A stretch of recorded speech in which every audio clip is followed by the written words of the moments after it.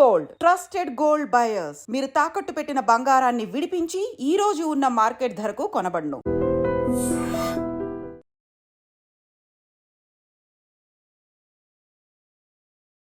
S-400 missile వ్యవస్థ most advanced టెక్నాలజీని భారతదేశం ప్రస్తుతం ఉపయోగిస్తుంది. పాకిస్తాన్ చేసినటువంటి దుశ్చర్యల తర్వాత దీన్ని ప్రముఖంగా ప్రయోగించాలని భారత్ డిసైడ్ అయింది. At the same time S-400 advanced system missile సిస్టమ్ని సుదర్శన చక్రం లాగా అభివర్ణిస్తున్నారు. ఎందుకని ఇది సుదర్శన చక్రం అయింది?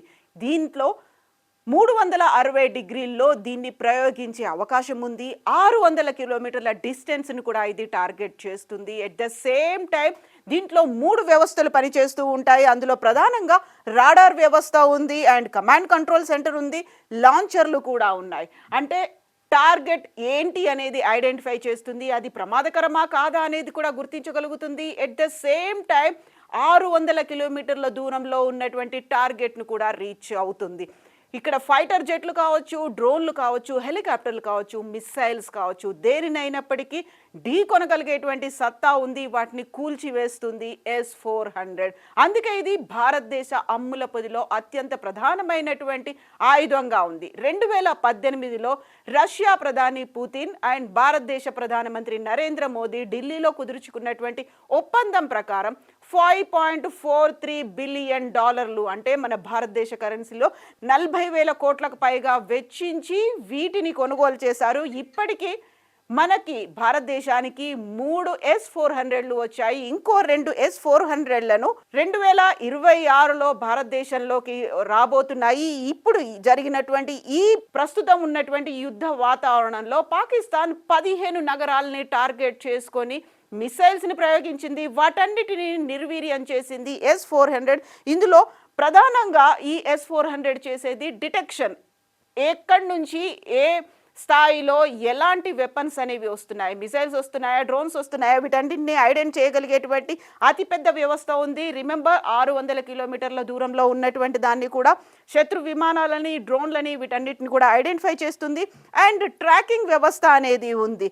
వాటి వేగం ఎంత ఉంది, ఎంత తీవ్రతతో అవి వస్తున్నాయి, రాడార్లకు సంబంధించి ఒక సెన్సిటివ్గా సెన్సిటైజ్ చేసేలా ఉండేటువంటి అంశాలు ఉన్నాయి, చిప్పులు ఉన్నాయి, సెన్సార్లు ఉన్నాయి, వీటన్నిటిని ట్రాక్ చేస్తుంది. వాటి వేగం ఎంత ఉంది, దిక్కు ఎలా ఉంది, ఏ ఎత్తులో అవి ప్రయాణిస్తూ వస్తున్నాయి అనేది ఐడెంటిఫై చేస్తుంది, నిర్ణయించుకుంటుంది. అది యాక్చువల్గా కమాండ్ కంట్రోల్ అనేది ఉంది కాబట్టి వస్తున్నటువంటిది అది విమానమైనా, లేకపోతే హెలికాప్టర్ అయినా, లేకపోతే మిసైల్, డ్రోన్ ఏదైనప్పటికీ అది ప్రమాదకరమైందా కాదా అనేది కూడా ఇది ఐడెంటిఫై చేస్తుంది. అట్ ద సేమ్ టైం దాడి చేయగలుగుతుంది. ఆ లక్ష్యం ఎంత దూరంలో ఉన్నప్పటికీ, వేగం ఎంత ఉన్నప్పటికీ కూడా టార్గెట్ చేస్తుంది. ఇప్పుడు మన భారతదేశం చేస్తోంది ప్రెసిషన్ స్ట్రైక్స్ కాబట్టి చాలా లక్ష్యాన్ని గుర్తించి మరీ అదే లక్ష్యాన్ని నిర్వీర్యం చేయగలగడం, అదే దీని కెపాసిటీ. మామూలుగా మిసైల్స్ అనేవి ఏదైనా ఉంటే పైనుంచి, ఎయిర్ నుంచి, అంటే ఆకాశం నుంచి టార్గెట్ చేస్తూ ఉంటాయి. బట్ S-400కి సంబంధించి చూస్తే సర్ఫేస్ టు ఎయిర్ మిసైల్ అంటారు, SAMగా దీన్ని అభివర్ణిస్తూ ఉంటారు. రష్యా దీన్ని తయారు చేసింది. ఇప్పుడు మనం వాడుతున్నటువంటి S-400 అన్నిటికంటే మించి సుపీరియర్ ఉన్నటువంటి లేటెస్ట్ టెక్నాలజీతో ఉన్నటువంటి మిసైల్ ఇది. ఇందులో 4 రకాలుగా మిసైల్స్ అనేవి ఉంటాయి. అందులో 400 కిలోమీటర్ల దూరంలో ఉన్నదాన్ని గుర్తించేది, 250 కిలోమీటర్ల దూరం, ఆ తర్వాత 120 కిలోమీటర్ల దూరం. ఇందులో అత్యంత తక్కువగా 40 కిలోమీటర్ల దూరంలో ఉన్నటువంటి మిసైల్ను కూడా గుర్తించేటువంటి S-400లు ఇవి. దీంతో పాటుగా 360 డిగ్రీల కవరేజ్ అనేది కనిపిస్తుంది.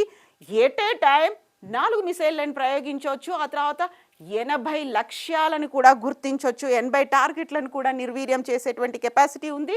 అండ్ ఉన్నటువంటి ఇంకొక ప్రత్యేకత, ఎలాంటి వాతావరణంలోనైనా ఇది పనిచేస్తుంది. మనం 600 కిలోమీటర్ల దూరంలో ఉన్నటువంటి లక్ష్యాన్ని గురి చేసి నిర్వీర్యం చేయొచ్చు అని చెప్పుకుంటున్నప్పుడు, అత్యంత తక్కువ ఎత్తులో ప్రయాణిస్తున్నటువంటి యుద్ధ విమానాలని కావచ్చు, లేకుంటే ఎయిర్ ఫైట్ జెట్లను, ఎయిర్ క్రాఫ్ట్స్ని, వీటిని కూడా నిర్వీర్యం చేయగలిగేటువంటి కెపాసిటీ అనేది దీనికి ఉంది.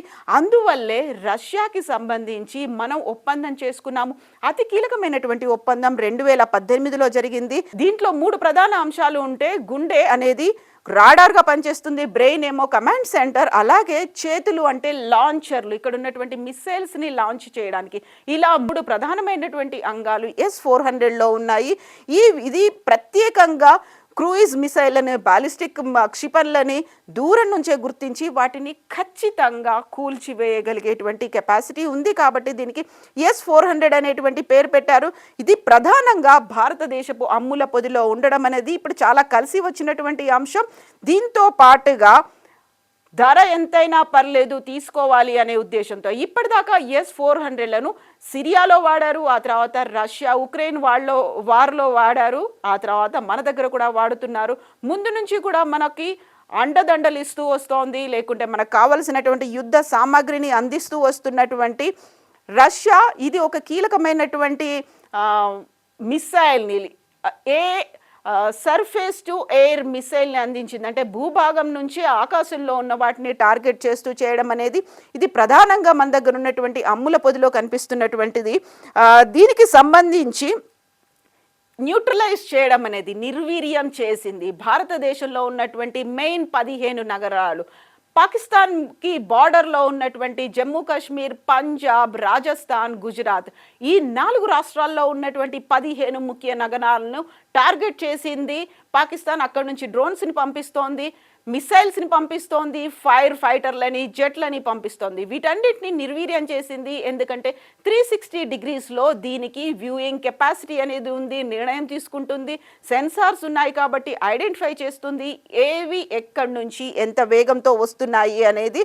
సో దీనికి తోడు మన దగ్గరే ఉన్నటువంటి స్పైడర్, ఆకాష్ ఇవన్నీ కూడా అడిషనల్గా మన ఆర్మీకి యాడ్ అవుతున్నటువంటి పరిస్థితి ఉంది. వీటన్నిటిని చాలా టార్గెటెడ్గా ప్రెసిషన్ స్ట్రైక్ కాబట్టి టార్గెటెడ్గా అదే పాయింట్ని గురి చూసి దాడి చేసి వాటిని కూల్చేయడం, నిర్వీర్యం చేయడం అనేది. సో ఇది ప్రధానంగా మన డిఫెన్స్ సిస్టానికి ఒక అడిషనల్గా భారతదేశ అమ్ముల పొదిలో నిలిచింది. సో ఇప్పటిదాకా మనం చూస్తున్నటువంటి ఈ వీడియో అంతా కూడా చాలా క్లియర్గా ఎక్స్ప్లెయిన్ చేస్తోంది మొత్తానికి మన దగ్గర ఉన్నటువంటి సిస్టమ్ అనేది ఎలా పనిచేస్తోంది. అండ్ ఎయిర్ మిసైల్స్ని వీటిని S-400 మీద ఎందుకంత నమ్మకం పెట్టుకుంది. భారతదేశం అయితే రష్యా నుంచి వచ్చినటువంటి ఈ ఎయిర్ మిసైల్స్ని, సర్ఫేస్ టు ఎయిర్ మిసైల్స్ని వాడుతోంది. ఇక పాకిస్తాన్ చైనాకి సంబంధించినటువంటి వాటిని వాడుతోంది. అవి వాటికంటే కూడా డామినేట్ చేసేటువంటి అల్ట్రా మోడర్న్ టెక్నాలజీతో ఉన్నటువంటి ఈ మిసైల్స్ని మనం చూస్తున్నాము. ఎంత ప్రిసైజ్డ్గా అటాక్ చేస్తాయి అనేది 360 డిగ్రీస్లో ఉంది కాబట్టి దీనికి సుదర్శన చక్రం అని పెట్టారు. డబ్బు ఎంతైనా ఖర్చు అయినా పర్లేదు, మనకున్నటువంటి డిఫెన్స్ సిస్టమ్ని బలోపేతం చేసుకోవాలి, బార్డర్స్ని సెక్యూర్డ్గా ఉంచుకోవాలి అనేది భావించినటువంటి భారతదేశం ఆర్మీకి ఫుల్ హ్యాండ్ని, ఒక ఫ్రీడమ్ని ఇచ్చింది, పూర్తి స్వేచ్ఛని ఇచ్చింది. 2 రోజులుగా రాత్రులు జరుగుతున్నటువంటి మిసైల్ అటాక్ని నిర్వీర్యం చేస్తున్నటువంటి S-400కి సంబంధించినటువంటి లైవ్ వీడియో ఇది రష్యా నుంచి మనకి వచ్చింది. ఆ తర్వాత 2026లో ఇంకో 2 కూడా యాడ్ అవబోతున్నాయి. ఇప్పటికైతే ఒక టెన్షన్ వాతావరణం అనేది అయితే కనిపిస్తోంది. అలర్ట్ చేశారు, ప్రతిరోజు, ప్రతి గంట, ప్రతి నిమిషం అలర్ట్గా ఉండాల్సినటువంటి అవసరం ఉంది. అండ్ ఇప్పటికీ కూడా సైరన్లు మోగుతున్నాయి. బట్ మన ఇండియన్ ఆర్మీ పిక్చర్ అభి బాకీ హై అంటూ దీంతో పాటుగా ఒక మెసేజ్ను కూడా రిలీజ్ చేసింది. అండ్ వాళ్ళు చేసినటువంటి ప్రెసిషన్ స్ట్రైక్ ఎలా ఉంది అనే దానికి సంబంధించి కూడా Indian army chief Manoj Naravane ఆధ్వర్యంలో ఈ ఆపరేషన్ అనేది జరుగుతోంది. త్రివిధ దళాలకి సంబంధించి మార్నింగ్ నుంచి కూడా రక్షణ శాఖ మంత్రి ఆధ్వర్యంలో మీటింగ్ అనేది జరిగింది. మినిట్ టు మినిట్ అప్డేట్స్ అనేది ప్రధానమంత్రి నరేంద్ర మోదీకి, అటు అజిత్ దోవల్, ఇటు త్రివిధ దళాల అధిపతులు కూడా ఇస్తున్నారు. సో ఇప్పటికీ మనకి సంబంధించినటువంటి ఎయిర్ క్రాఫ్ట్స్ని వేటిని కూల్చలేదు అనేది ఇండియన్ ఆర్మీకి సంబంధించి ఆర్మీ చీఫ్ కూడా వెల్లడించినటువంటి విషయాల్ని మనం చూస్తున్నాం. ఓవరాల్గా అయితే ఇది S-400కి సంబంధించినటువంటి ఇన్ఫర్మేషన్. నిజంగా ప్రస్తుతం ఉన్నటువంటి సమాజం దేనికి ప్రయారిటీ ఇస్తుంది? ఆర్థిక సంబంధాల చుట్టూ మాత్రమే తిరుగుతుంది. మళ్ళీ ఎన్నికలంగానే చాలా విరక్తి కలుగుతాను. మంచి అనిపిస్తుంది కదా, లేడీస్ కూడా ఛాలెంజింగ్ జాబ్స్ చేసినప్పుడు చాలా బాగుంటది. ట్రాఫిక్ అసిస్టెంట్స్ గా నియమించిన ట్రాన్స్జెండర్స్ అందరితో సాల్యూట్ చేయించుకుంటున్నారు. ఫుడ్ డెలివరీ ఇవ్వటానికి వెళ్ళినటువంటి డెలివరీ బాయ్ అనిల్ పై కళ్ళ ముందు పిల్లల్ని కొట్టి